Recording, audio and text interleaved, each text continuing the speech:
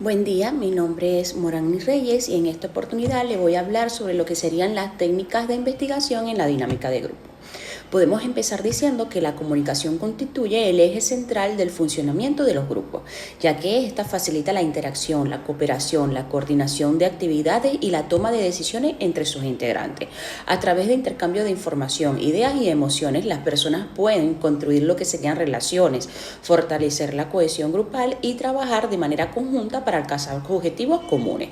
En este sentido, podemos decir que la dinámica de grupo estudia los procesos de interacción que influyen en el comportamiento colectivo, permitiendo así comprender cómo se organizan, se comunican y evolucionan los grupos en diferentes contextos sociales, educativos, organizacionales y psicológicos. Cuando hablamos de redes de comunicación en los grupos, podemos decir que las redes de comunicación constituyen la forma en que circula la información entre los miembros de un grupo. Más que simples canales de transmisión de mensajes, representan básicamente la estructura que determina quién puede comunicarse con quién, la velocidad con que fluye la información, la distribución de poder y la posibilidad de participación de los integrantes.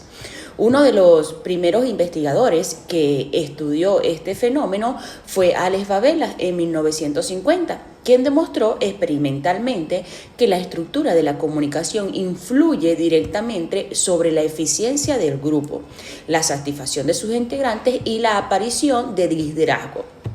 Posteriormente, Harold Leavitt en 1951 amplió estos estudios comparando diferentes configuraciones de redes comunicacionales y concluyendo que ninguna estructura es superior en todas las situaciones. Su utilidad depende siempre del tipo de tarea que el grupo desea resolver. Desde la perspectiva de la psicología social, podemos decir que la comunicación constituye el elemento central de la dinámica grupal. Según Kurt Lewin, en el año 1947, afirmaba que un grupo no puede entenderse como la simple suma de individuos, sino como un sistema de fuerzas donde la comunicación mantiene la cohesión y permite el cambio. Entre las principales redes de comunicación tenemos la red en rueda.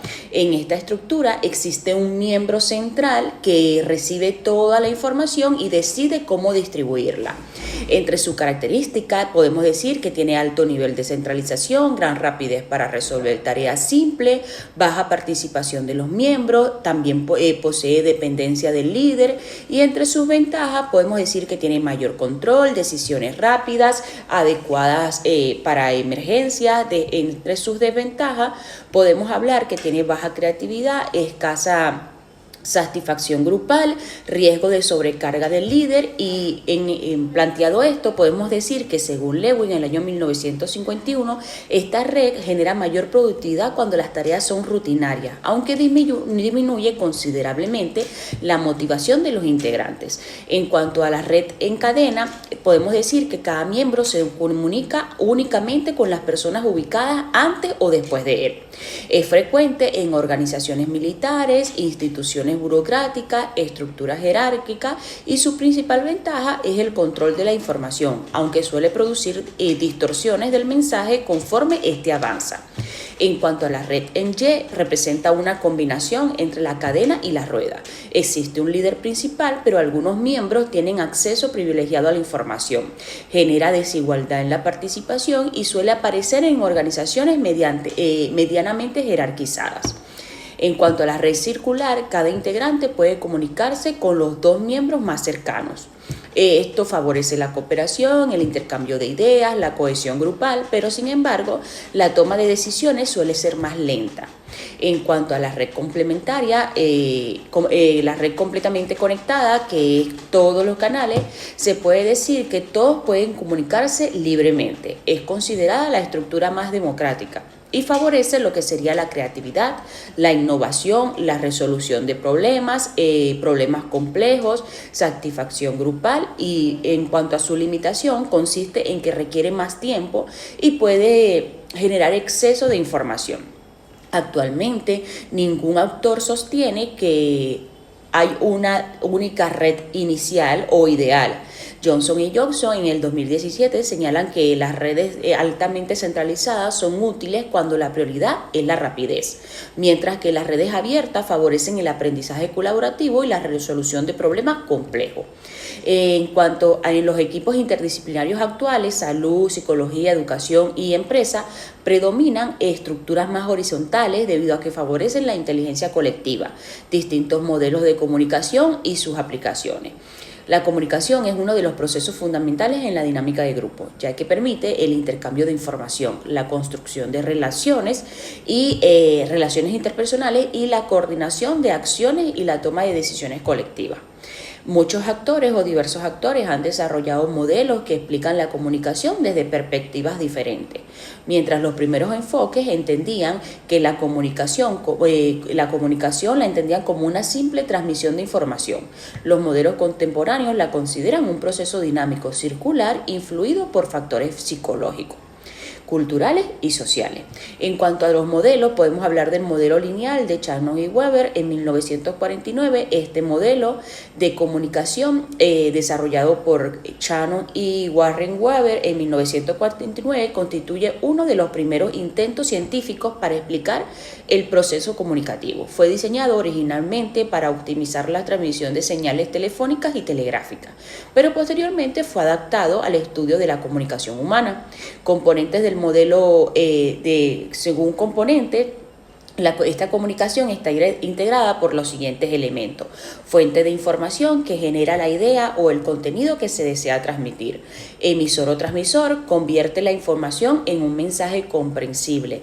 Y el canal, que es el medio físico por el cual viaja el mensaje, ya sea voz, teléfono, internet, correo electrónico, etc.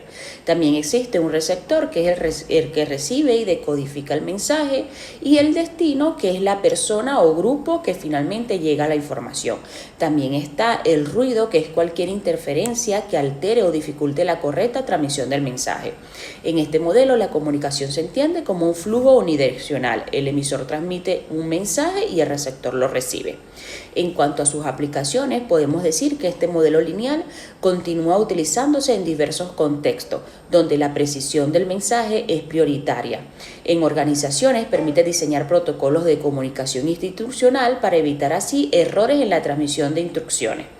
Por ejemplo, la gerente comunica una nueva política mediante un memorando oficial. En salud, se emplea para transmitir todo lo que sería instrucciones médicas específicas.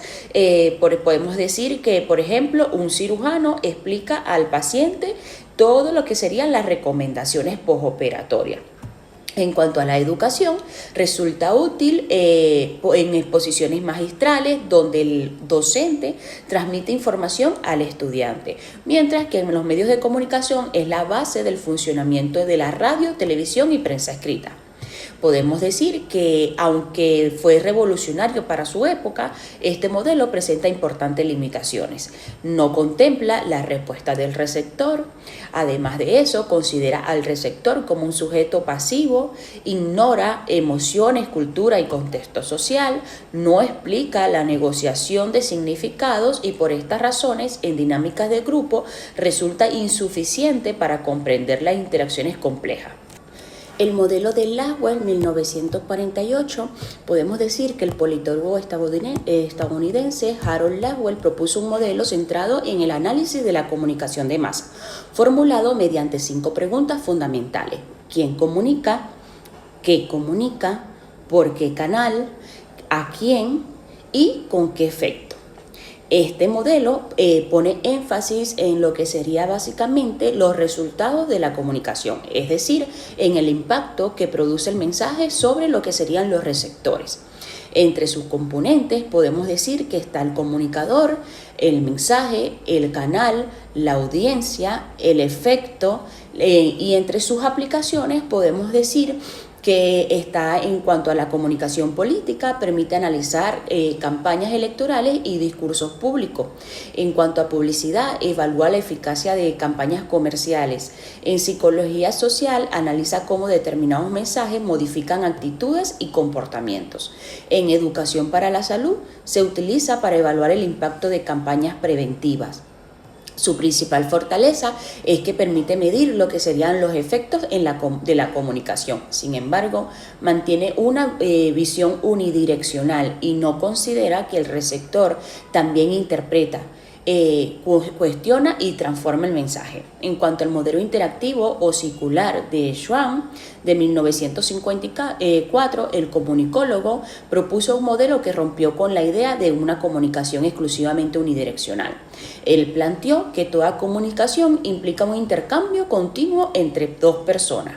Cada participante puede envía un mensaje, recibe mensajes, interpreta información, responde mediante retroalimentación. En cuanto a sus elementos o componentes, podemos decir que está el emisor, el receptor, la codificación, la decodificación, la retroalimentación o el feedback y el campo de experiencia compartido. El contexto de campo de experiencia representa uno de sus aportes más importantes. Según él, la comunicación es más efectiva o será más efectiva cuando ambas personas compartan conocimientos, culturas, lenguaje o experiencias similares. En cuanto a sus aplicaciones, podemos hablar que en la psicoterapia el terapeuta escucha, interpreta y responde continuamente al paciente. Si hablamos de educación, el docente adapta lo que sería la explicación según las preguntas y respuestas de los estudiantes. En el trabajo en equipo favorece la toma de decisiones mediante el intercambio constante de opiniones. En la atención al cliente, el profesional sanitario verifica que la información haya sido comprendida antes de finalizar la consulta. Podemos decir que este modelo reconoce que la comunicación depende tanto del emisor como del receptor, y que el significado del mensaje se construye conjuntamente. No obstante, todavía analiza la interacción principal entre dos personas y resulta limitado para explicar lo que sería la complejidad en grupos numerosos.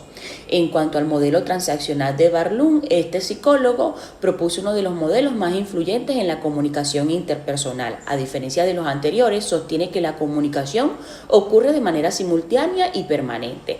No existen momentos claramente diferenciados entre emitir y recibir mensajes, ya que ambas acciones ocurren al mismo tiempo.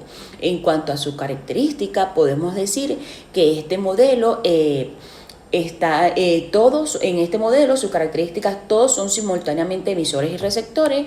El lenguaje verbal y no verbal tiene igual importancia. La comunicación depende del contexto. Las emociones modifican la interpretación. Las experiencias previas influyen sobre lo que sería el significado.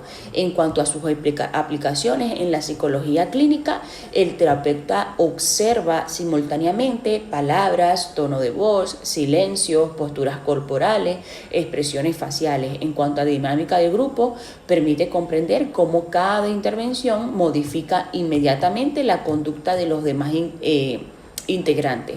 En la negociación explica la importancia de interpretar reacciones emocionales, además del contenido verbal.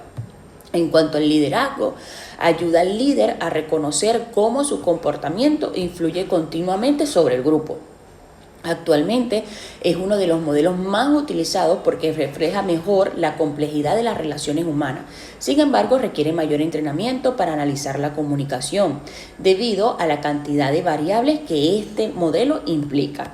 En cuanto al modelo sistémico de la Escuela de Palo Alto, que fue creado por Bevin, Jackson y Waslawicz en 1967, este modelo revolucionó el estudio de la comunicación al afirmar que debe entenderse como parte de un sistema de relaciones. La comunicación no depende únicamente de las palabras, sino del contexto, la relación entre las personas y los patrones de interacción. Este modelo también propone 5 axiomas. Uno de ellos dice que es imposible no comunicar. Todo comportamiento transmite información, incluso el silencio. La indiferencia o la ausencia de respuestas también. En cuanto a su aplicación en un grupo de trabajo, un miembro que permanece en silencio durante toda la reunión también está comunicando algo, como desacuerdo, desinterés o inseguridad. Se puede decir también que toda comunicación tiene un nivel de contenido y uno de relación. El contenido es el mensaje verbal, mientras que la relación indica cómo debe interpretarse dicho mensaje. En su aplicación, la frase "necesito hablar contigo" puede percibirse como una invitación cordial o como una amenaza, según el tono de voz y la relación existente. También está la naturaleza de una relación, que depende de la puntuación de la secuencia de comunicación. Cada persona interpreta el origen de un conflicto de forma distinta. En su aplicación podemos decir que en una pareja uno puede afirmar "me alejo porque me criticas", mientras que el otro dice "te critico porque te alejas". Ambos organizan la secuencia de manera diferente. También está la comunicación, utiliza modalidades digitales y analógicas. La modalidad digital corresponde al lenguaje verbal, la analógica a los gestos, posturas, tonos de voz y expresiones. En su aplicación podemos decir que un profesional puede decir "estoy tranquilo", pero mostrando tensión mediante su lenguaje corporal. Otro es las interacciones pueden ser simétricas o complementarias. Las relaciones simétricas se basan en la igualdad, las complementarias en diferencias de rol o diferencias de autoridad.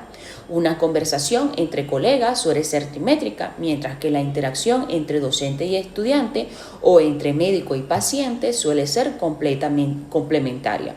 En tus aplicaciones podemos decir que terapia familiar sistémica, psicología clínica, resolución de conflictos, mediación, psicología organizacional, equipos interdisciplinarios. Este modelo transformó el estudio de la comunicación al integrar aspectos verbales, emocionales, relacionales y contextuales. Es especialmente útil para comprender los conflictos persistentes, aunque puede resultar complejo de aplicar porque requiere analizar patrones de interacción completos y no solo mensajes aislados.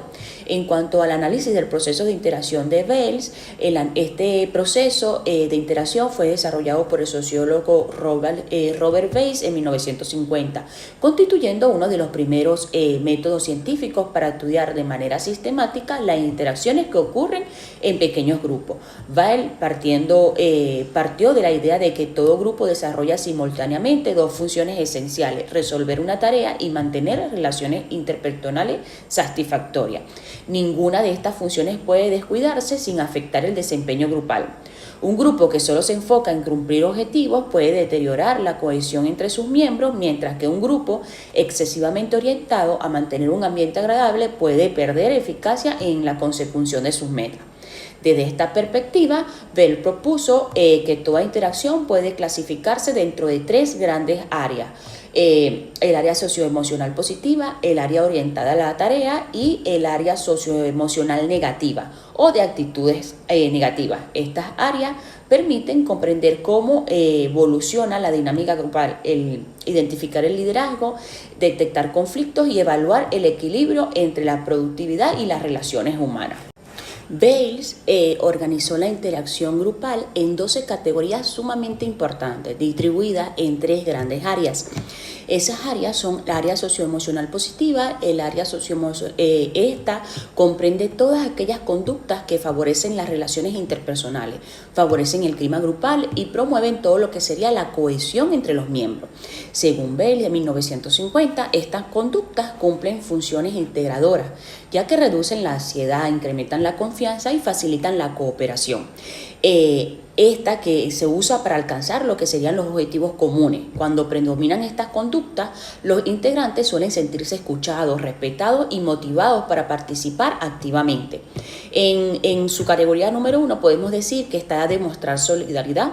Corresponde a las conductas mediante las cuales un miembro expresa apoyo, reconocimiento o ayuda hacia otro integrante del grupo. Por ejemplo, felicitar una intervención, ofrecer ayuda, mostrar comprensión, defender a un compañero, reconocer el esfuerzo que hace otro miembro del grupo. En cuanto a su función, estas conductas fortalecen el sentido de pertenencia y aumentan la cohesión grupal. En su ejemplo, podemos decir, excelente idea, creo que puede ayudarnos mucho. En su categoría número 2 podemos decir la disminución de la tensión. Disminuir la tensión hace referencia a todas aquellas intervenciones destinadas a reducir el estrés o la ansiedad presentes durante la interacción. Puede manifestarse mediante humor apropiado, sonrisas, comentarios relajantes, expresiones de tranquilidad. Puede también mostrarse mediante la empatía. En cuanto a su función, favorece lo que sería un ambiente emocionalmente seguro que permite discutir desacuerdos sin deteriorar lo que serían las relaciones personales. Entre sus ejemplos podemos decir: no se preocupen, todavía tenemos tiempo para resolverlo. En la categoría 3 está mostrar acuerdo. Este incluye las conductas mediante las cuales un integrante expresa aceptación hacia las opiniones o decisiones del grupo. No implica necesariamente ausencia de pensamiento crítico, sino disposición para construir consenso. Por ejemplo, estoy de acuerdo, esa propuesta me parece adecuada, asentir con la cabeza, confirmar verbalmente una decisión. En cuanto a su función, facilita la toma de decisiones y fortalece todo lo que sería la cooperación. En cuanto a la importancia del área socioemocional positiva, según Johnson & Johnson en el 2017, los grupos altamente eficaces presentan una elevada frecuencia de conductas socioemocionales positivas, ya que éstas incrementan la confianza, el compromiso y la satisfacción de los integrantes. Sin embargo, un exceso de esta también puede desencadenar tipos de conducta a fenómenos conocidos como pensamiento grupal, descrito por Irving Janis en 1972, en el cual los miembros evitan expresar desacuerdos para así preservar lo que sería la armonía o todo eso que disminuye la calidad de las decisiones. En cuanto al área orientada a la tarea, esta área representa el núcleo productivo del grupo, incluye todas las conductas relacionadas con la solución de problemas, la toma de decisiones y el logro de objetivos. Bell consideraba que estas intervenciones permiten movilizar la información necesaria para que el grupo avance hacia la solución de las tareas propuestas. Esta área comprende 6 categorías agrupadas en 2 funciones principales: dar y solicitar.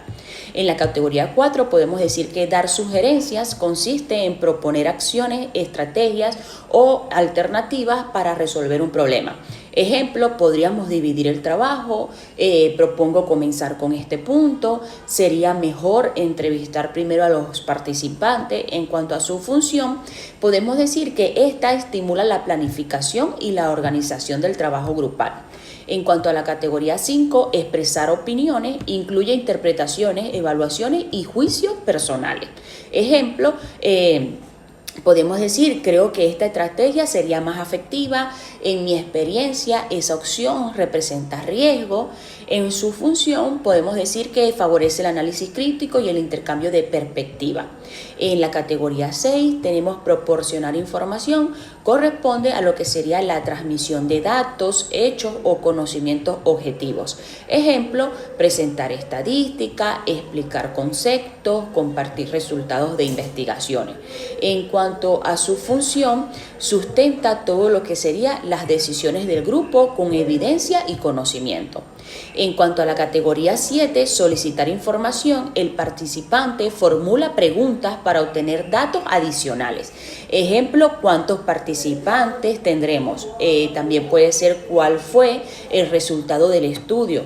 En su función, reduce todo lo que sería la incertidumbre y mejora lo que sería la comprensión del problema. En la categoría 8, solicitar opiniones, busca conocer la valoración o interpretación de otros integrantes. Ejemplo, ¿qué piensan ustedes? ¿Cuál consideran ustedes que sería la mejor alternativa? ¿Cuáles consideran ustedes que sería la mejor opción? En su función promueve la participación y la diversidad de perspectivas. En la categoría 9, solicitar sugerencias, consiste en pedir propuestas concretas para resolver una situación. Ejemplo, ¿qué podríamos hacer para mejorar esta intervención? En su función, esta estimula la creatividad colectiva y el trabajo colaborativo. En cuanto al área socioemocional negativa o de actitudes negativas, podemos decir que esta área comprende las conductas asociadas con el conflicto, la frustración y las dificultades. En las relaciones interpersonales, aunque suelen interpretarse como perjudiciales. Weil enfatizó que su presencia no siempre es negativa. Un cierto nivel de desacuerdo puede favorecer el análisis crítico y prevenir decisiones apresuradas. El problema surge cuando estas conductas predominan y dificultan la cooperación. En cuanto a la categoría 10, podemos decir mostrar desacuerdo. Incluye expresiones de oposición frente a los demás, a las ideas de los demás, decisiones o propuestas. Ejemplo, no comparto esta opinión, creo que ese procedimiento no funcionará, no estoy de acuerdo. En cuanto a su función, podemos decir que favorece el pensamiento crítico cuando se expresa de forma respetuosa. En la categoría 11, manifestar tensión hace referencia a señales de ansiedad, frustración o incomodidad. Puede observarse mediante silencios prolongados, tonos de voz alterados, inquietud corporal, expresiones de preocupación. Por ejemplo, esto ya me está generando mucho estrés. En cuanto a su función, indica que el clima grupal comienza a deteriorarse y requiere así de estrategias de regulación emocional. En cuanto a la categoría 12, mostrar antagonismo. Representa el nivel más alto de conflicto interpersonal. Incluye ataques personales, burlas, sarcasmo, hostilidad, rechazo abierto. En sus ejemplos puede ser siempre haces todo mal. En cuanto a su función, esta no contribuye a resolver la tarea y suele afectar gravemente la cohesión del grupo. Bales planteó que el funcionamiento óptimo de un grupo depende del equilibrio entre estas tres áreas. En cuanto al modelo de Bales, sigue siendo una referencia clásica para el estudio de la dinámica de grupos debido a que ofrece todo un sistema estructurado para observar y analizar las interacciones. Ha sido ampliamente utilizado en investigación, educación, psicología organizacional y evaluación de equipos de trabajo, permitiendo identificar patrones de liderazgo, participación, cohesión y conflicto. No obstante, también ha recibido críticas. Una de las principales es que fue desarrollado a partir de grupos pequeños con interacción presencial, por lo que puede no captar completamente todo lo que sería la complejidad de los equipos virtuales, multiculturales o altamente especializados. En cuanto a lo que sería el procedimiento para aplicar el modelo de Bales, en cuanto a análisis de resultados, este procedimiento busca lo que sería el proceso de interacción de Bales. Consiste en una observación sistemática que permite estudiar científicamente la comunicación y el comportamiento de los grupos pequeños. En primer lugar, se define el objetivo de la observación, estableciendo así los aspectos del funcionamiento grupal que se deseen evaluar, como el liderazgo, la cohesión o la resolución de problemas. Posteriormente, se selecciona el grupo de estudio y se registran las interacciones que se producen entre todos sus integrantes durante el desarrollo de la actividad. A continuación, estas conductas o las conductas observadas se identifican y codifican de acuerdo con las 12 características propuestas anteriormente, las cuales se agrupan en las áreas socioemocional positiva, orientada a la tarea, y socioemocional negativa. Y finalmente, se analizan todos los que serían los resultados para interpretar los patrones de comunicación, el nivel de participación, el liderazgo, la cohesión y el manejo de conflictos, permitiendo así comprender el funcionamiento del grupo y valorar su eficacia para alcanzar los objetivos planteados. Este procedimiento proporciona información objetiva sobre la dinámica grupal y facilita la identificación de fortalezas y aspectos que requieren intervención o mejora. Según Johnson y Johnson, en el 2017 el modelo alcanza una mayor riqueza interpretativa cuando se complementa con técnicas cualitativas que permiten comprender las percepciones, motivaciones y significados que subyacen a las conductas observadas. En cuanto a las técnicas derivadas del modelo del análisis del Bales, este proceso de interacción de Bales de 1950 surgieron para ampliar la observación sistemática de las interacciones grupales y en diversos contextos.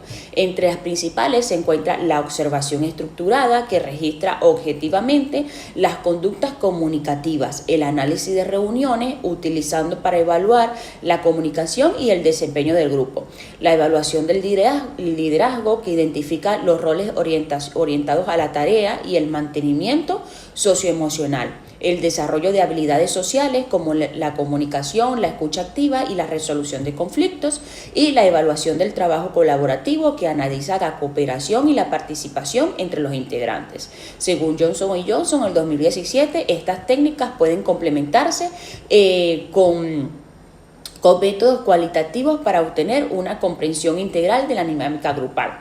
En cuanto a sus objetivos, en los objetivos de los grupos focales, podemos decir que los grupos focales constituyen una técnica de intervención cualitativa desarrollada por Robert Menton y Patricia Kendall en la década de los años 1940, cuyo propósito es obtener información profunda mediante la interacción y discusión de un pequeño grupo de personas sobre un tema específico. A diferencia de otros métodos, no buscan resultados estadísticamente representativos, sino comprender las percepciones y experiencias de los participantes. Sus principales objetivos son comprender experiencias, explorar necesidades, evaluar programas y generar todo lo que serían nuevas ideas, proporcionando así información útil para investigación y la toma de decisiones. Según Richard Krueger y Mary Casey, en el 2015, el verdadero valor de los grupos focales radica en la interacción entre los participantes, ya que las opiniones de uno estimulan el recuerdo, la reflexión y el intercambio de ideas de los demás, permitiendo así obtener información más rica y detallada que la proporcionada mediante las entrevistas individuales. En cuanto a los participantes del grupo focal, podemos decir que constituyen el elemento central de esta técnica de investigación cualitativa, ya que la calidad de la información obtenida depende de una adecuada selección de sus integrantes.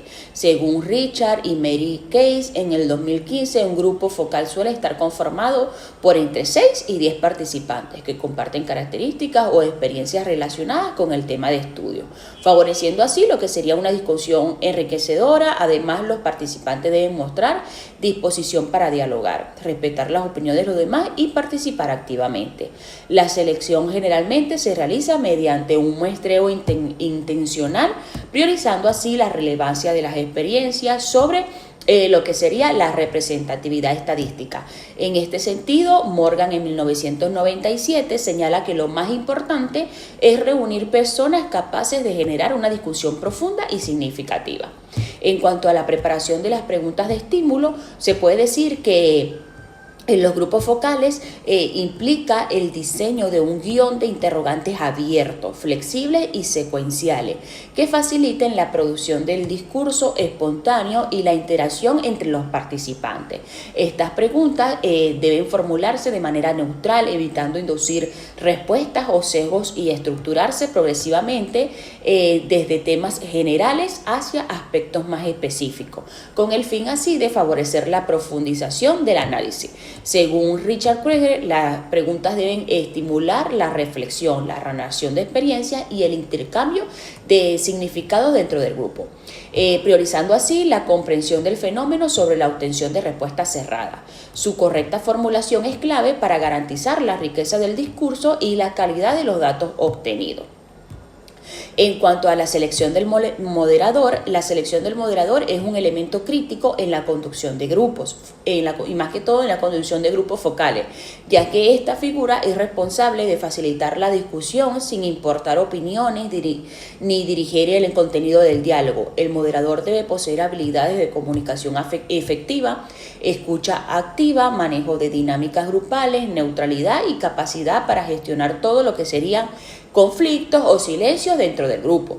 De acuerdo con Krueger y Mary Kay, en 2015 su función principal es fomentar la participación equitativa, asegurar que todos los integrantes puedan expresar sus ideas y mantener el enfoque del tema sin coartar la espontaneidad del grupo.